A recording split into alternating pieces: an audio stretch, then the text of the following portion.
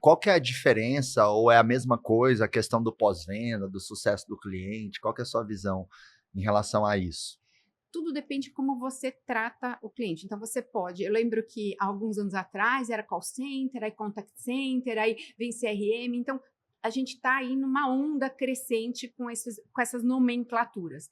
O que eu acho? Eu acho, não, eu tenho certeza hoje, Ah, que o que é importante é você adaptar o seu negócio, o seu mercado ao tipo de cliente e à necessidade do cliente.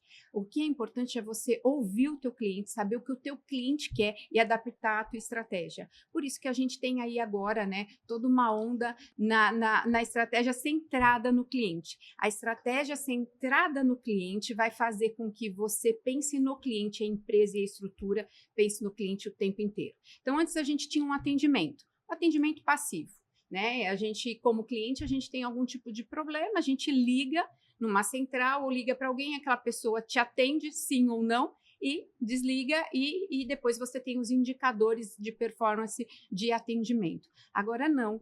Você tem um cuidado de cuidar desse cliente para que a jornada dele com o teu produto e com a entrega ela seja eficiente. Então você tem toda uma estratégia diferenciada, desde fazer um onboarding, cuidar da reativação desse cliente, olhar o pós-venda dele como entrega e como sucesso com aquele produto ou aquele serviço. Não só atender a demanda de uma forma passiva, né? Espera o cliente reclamar. Não, agora a gente tem aí toda uma estratégia desenhada na jornada do cliente para que esse cliente ele seja atendido e não precise, na verdade, te acionar. Esse é o grande segredo. é ser mais ativo ali para Total. ajudar aquele cliente. Dá alguns exemplos do nosso processo de gestão, do sucesso do cliente, né. Hum. Nós temos o nosso programa, que é o Giants, que as empresas têm todo um acompanhamento, enfim, e como que é hoje a nossa estratégia, o nosso próprio processo interno para fazer com que esse cliente tenha sucesso.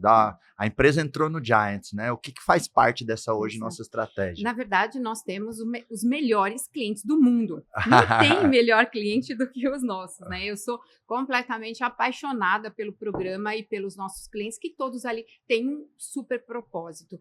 Então, quando o cliente ele entra dentro do Giants, ele tem ali o start, a primeira coisa que a gente faz é apresentar o gerente de sucesso, que vai cuidar dele a partir dali. Então, você faz uma conexão dessa pessoa com o cliente. Depois disso, a gente marca onboarding. Depois do agendamento do onboarding, a gente começa com as mentorias e a entrega também dos aceleradores. Aí esse cliente começa a vir nos aceleradores e ter as mentorias. E esse gerente do sucesso vai acompanhando ele e os resultados que ele vai tendo com a gente durante o ciclo que ele está ali. Durante esse ciclo, a gente olha se tem algum tipo de sinal de atrito ou alguma situação que o cliente precise de alguma ação diferenciada ou específica, ou se de repente, no meio do ciclo dele, ele tem alguma dificuldade ou financeira ou societária, para que a gente também consiga introduzir algum tipo de ação diferenciada ali para ele continuar com a gente. Então, só depois de mais ou menos que ele vem em 4 encontros, a gente começa a fazer o trabalho de renovação. Na verdade, a renovação, eu sempre falo que a renovação de um cliente, ela começa no onboarding. Não, a empresa que começa a se preocupar em renovação, ela já começou o sucesso do cliente errado, porque o sucesso do cliente começa quando ele entra e tá sendo orientado ali, está sendo conduzido por você.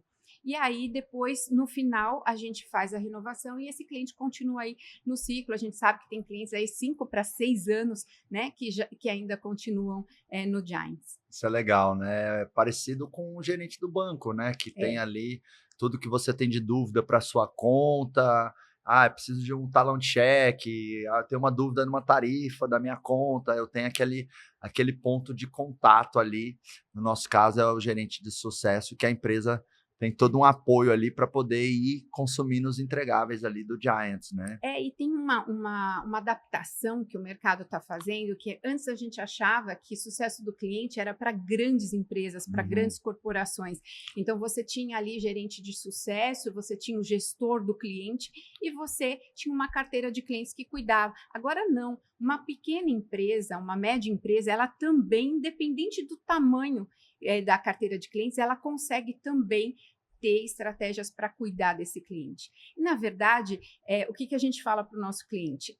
Sucesso do cliente é uma perna da área comercial. Por quê? Porque vai te trazer um upsell, vai te trazer um cross-sell, vai te trazer também receita e faturamento. Então, é importante que todo mundo entenda que existe, sim, uma formatação, né, uma estrutura onde você mede cross-sell, upsell e a renovação para que esse cliente traga mais faturamento.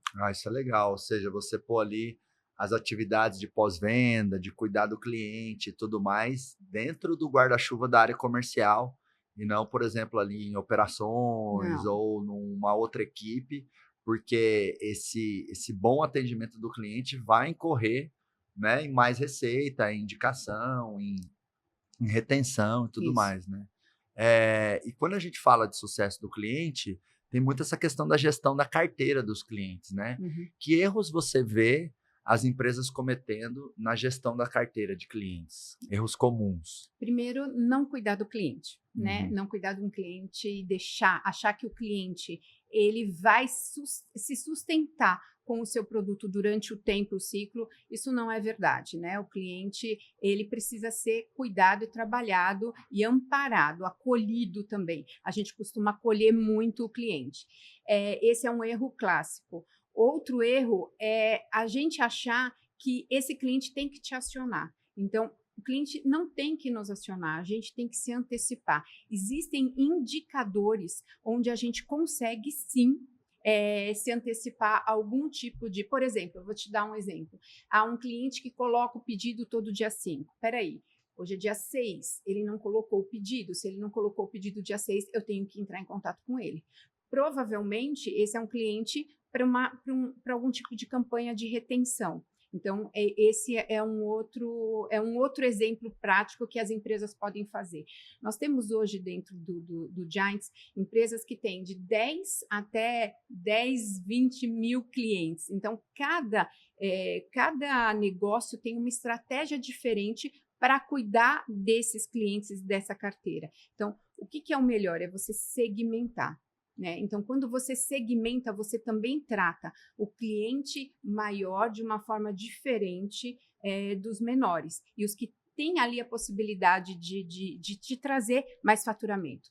Outra situação, outro erro comum é não olhar potencial do cliente. Quando eu não olho o potencial, eu não mapeio o potencial dele, eu não vejo o que realmente ele poderia estar trazendo mais e ficar mais comigo, ou ter mais produtos e serviços, ou de que forma que eu poderia atendê-lo. Então, esse é um erro muito comum que as empresas elas fazem. Você tem que classificar ali o cliente, você tem que segmentar e entender a necessidade de cada um eu falo sempre que são quadrados, né, onde você coloca essa segmentação para entender a necessidade de cada um. Isso é muito legal, né? Ou seja, fiz uma venda para o cliente, o que mais ele pode comprar de mim? Isso é o potencial, né? E talvez ao olhar para o potencial também, você fica mais disposto a cuidar daquele cliente, né? Vamos pensar, eu tenho uma loja de material de construção. Aí foi lá um construtor que comprou 20 mil reais na minha loja. Só que eu pergunto para ele, quantas obras você está fazendo? Aí talvez ele responda, não, eu tenho umas 15 obras. Opa, então tem muito potencial nesse cliente, então deixa eu segmentá-lo, enquadrá-lo de uma forma que ele vai ali receber atendimento, uma cadência de contatos e tudo mais, né? Agora, tem um erro clássico, Marcos, Qual que gente fazer o vendedor vender e achar que o vendedor vai cuidar desse cliente. O vendedor, ele tem um perfil, inclusive mais executor, mais tubarão, né? Lógico que depende ali da especificidade do produto, mas onde ele tem um potencial incrível, infinito, para trazer cliente para dentro de casa. Aí o que você tem que fazer depois, né? O que os empresários e as empresas precisam fazer é criar um processo de transição. Né, de que forma que eu passo para um gestor, para um gerente de sucesso, cuidar desse cliente a partir do momento que a captação já foi feita. Então, eu fiz uma captação, eu fiz uma venda, trago esse cliente para dentro de casa, esse cliente faz uma transição, essa transição ela tem que ser extremamente estratégica, o cliente tem que ser acolhido. Acolher o cliente é muito importante. Passo para CS e CS continua ali com a jornada dele. Bacana. Então, você ter o vendedor, talvez você ter Foco. um profissional que faz a primeira venda Isso. e outro profissional que vai fazer as demais vendas, seria isso? Isso. Até porque a gente sabe, né? Sabe bem que captar vendedor não é algo difícil. E o perfil do captador, ele é diferente do cuidador do cliente, né? Um tem muito ato de servir, o outro tem aquela coisa mais tubarão, de vamos trazer, de fechamento e vamos trazer meta. Se eu tenho... Por isso que eu já cuidei de área comercial, onde CS ficava junto com a área comercial, exatamente por causa disso. Porque são dois pesos ali, duas áreas que você está cuidando do cliente para trazer receita e para trazer faturamento para dentro de casa. Então, vamos pensar na seguinte jornada do cliente. Ele veio, ele comprou um primeiro produto, um serviço daquela empresa. E aí as próximas vendas seriam feitas ali por alguém de pós-venda, sucesso do cliente... Gerente de relacionamento, a nomenclatura não importa, né? A gente pode colocar o que a gente quiser. O vendedor vai abrir o bico e ele vai achar ruim, né? Porque ele vai pensar assim, poxa, eu vendi aqui. Vamos pensar no caso da loja de material de construção, né? Que eu gosto de exemplos bem tradicionais, assim. Pô, eu fiz a primeira venda para esse cliente aqui. Ele comprou 15 mil de material de construção de mim. Aí você está me dizendo que as próximas vendas eu não vou poder fazer ou o outro vai fazer? Como é que eu implanto? Como é que eu sensibilizo ou conscientizo isso ali junto com a equipe? Como é que eu faço essa transição? Ou vou pondo pouco a pouco essa cultura, esse processo? Não, ó, essa galera aqui faz a primeira venda, essa galera faz as demais vendas, né? Como é que você faz os dois entender, principalmente o vendedor, que também é bom negócio para ele ou não, enfim, como é que lida com isso aí? Vou dar um exemplo prático. Outro dia, num dos aceleradores, tinha uma empresa de energia solar, né? E coincidentemente, a gente estava ali com 2 vendedores que eram os hunters, né? Eram os captadores. E aí, a gente colocou um pouquinho os números, né? E aí, quando eu falei de que alguém cuidaria daquele cliente, o primeiro momento é isso. Então, vão mexer no meu queijo, né? Socorro, o vendedor, faz parte. Ele tem aquele... ele fica muito incomodado, aquele incômodo. Aí eu falei para ele, vamos esclarecer, quanto tempo hoje, então a pergunta para quem tem empresa, quanto tempo hoje esse vendedor que tem um super potencial para captar novos clientes e trazer novos negócios, ele fica resolvendo pós-venda, ele fica resolvendo problemas de cliente ou qualquer dúvida do cliente ou cuidando desse pós, ou de uma implantação de um projeto, que era esse o caso. Aí ele olhou para mim e falou assim, acho que 80% do tempo. E se eu tirar de você isso? Brilhou os olhos. A hora que brilhou os olhos é isso. Então, na verdade, o que a gente precisa é ter uma política de comissionamento que seja adequada ao que a empresa quer e ao faturamento e ao resultado que ela vai ter, versus esse potencial que esse vendedor vai trazer. E quando ele perceber que a gente vai estar potencializando mais o potencial dele, porque no final é isso, né, Marcos? Eu vou pegar um vendedor que vende bem e que gosta de vender e trazer vendas e vou dizer assim, olha, agora você vai cuidar do que você mais gosta e sabe fazer. Então, é muito de negociação mesmo e eu acredito que é sempre fazer junto. É você pegar a equipe, consolidar isso para a equipe. Não adianta top-down. Foi muito do que a gente fez dentro do Giants e do Grupo Acelerador. É construir junto com a equipe. É construir para que a equipe esteja ali sensibilizada de quais são os movimentos e de que forma que vai acontecer e que todo mundo vai ganhar mais. Porque ou a conta está errada, ou alguém não fez a conta certa, ou todo mundo vai ganhar mais. Se a empresa está crescendo, não tem como ser diferente. Não, faz muito sentido, porque você vai lá, tira do vendedor as atividades de pós-venda, que às vezes ele não faz bem, apesar de consumir muito tempo dele, porque ele não tem um perfil relacional, igual você falou, ele tem um perfil de fechador. E aí, talvez, vai até potencializar a própria comissão e remuneração dele, porque ele vai ter ali, talvez, uma comissão até um pouco melhor, a empresa pode dar uma comissão um pouco melhor para ele abrir novos clientes, abrir novas vendas. Isso vai muito de encontro de você especializar a pessoa numa função, né? Isso. Acho que é uma tendência nas empresas, em todas as áreas. Então, Talvez antigamente você tinha lá, ó, um financeiro que faz tudo. Aí agora você tem a pessoa do contas a pagar, da cobrança, do contas a receber. O RH faz tudo. Não, você tem a pessoa do DP, você tem a pessoa de recrutamento, você tem a pessoa, às vezes, de treinamento, às vezes você tem a pessoa de endomarketing, clima e cultura. Isso. Então, todos os setores ali, é programador. Não, tem um programador front-end, que faz mais do que a gente vê, tem um programador back-end, que escreve os códigos que dão as funcionalidades ali, a inteligência do software, abre aspas, fecha aspas, né? E a equipe de vendas não é igual, né? O processo comercial não é diferente, tem que estar especializando ali, né? Tem uma coisa que é legal também, que aí é outra dica, né, que eu aprendi ao longo dos anos, que é o vendedor, né, o hunter, closer, ele ganha.